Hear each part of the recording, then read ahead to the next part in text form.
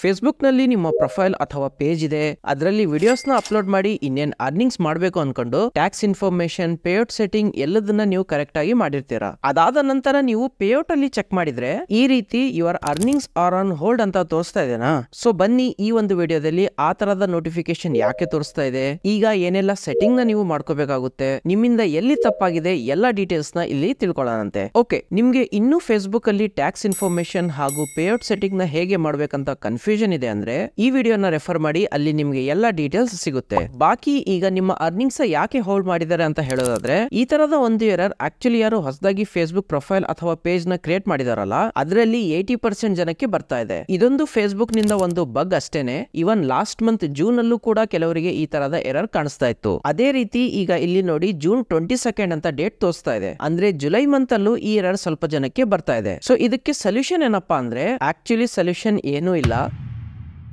July 22 ಅಥವಾ ನಿಮ್ಗೆ ಏನ್ ಡೇಟ್ ತೋರಿಸ್ತಾ ಇದೆಯಲ್ಲ ಆ ಡೇಟ್ ಆದ್ಮೇಲೆ ಈ ಒಂದು ನೋಟಿಫಿಕೇಶನ್ ತಂತಾನೆ ರಿಮೂವ್ ಆಗುತ್ತೆ. ಲಾಸ್ಟ್ ಮಂತ್ ಕೂಡ ಅದೇ ಆಗಿತ್ತು. ಆ ಕೊಟ್ಟಿರುವಂತಹ ಡೇಟ್ ಮುಗಿದ್ಮೇಲೆ ತಂತಾನೆ ಆ ನೋಟಿಫಿಕೇಶನ್ ರಿಮೂವ್ ಆಯ್ತು. ಸೇಫರ್ ಸೈಡ್ ಗೆ ನಿಮ್ಮ ಸೆಟ್ಟಿಂಗ್ ಅಲ್ಲಿ ಹೋಗಿ ನಿಮ್ಮ ಟ್ಯಾಕ್ಸ್ ಇನ್ಫಾರ್ಮೇಶನ್ ಹಾಗೂ ಪೇಔಟ್ ಆಪ್ಷನ್ ನ ಎಲ್ಲ ಕರೆಕ್ಟ್ ಆಗಿ ಫಿಲ್ ಮಾಡಿದಾರೆ ಅಲ್ಲ ಅಂತ ಚೆಕ್ ಮಾಡ್ಕೊಳ್ಳಿ. ಅದು ಹೇಗೆ ಫಿಲ್ ಮಾಡೋದು ಇನ್ನೂ ಕನ್ಫ್ಯೂಷನ್ ಇದೆ ಅಂದ್ರೆ ಈ ವಿಡಿಯೋಸ್ ನ ನೀವು ಚೆಕ್ ಮಾಡಿ, ಅಲ್ಲಿ ನಿಮ್ಗೆ ಡೀಟೇಲ್ ಆಗಿ ಎಲ್ಲ ವಿಷಯನ ತಿಳಿಸಿದೀನಿ.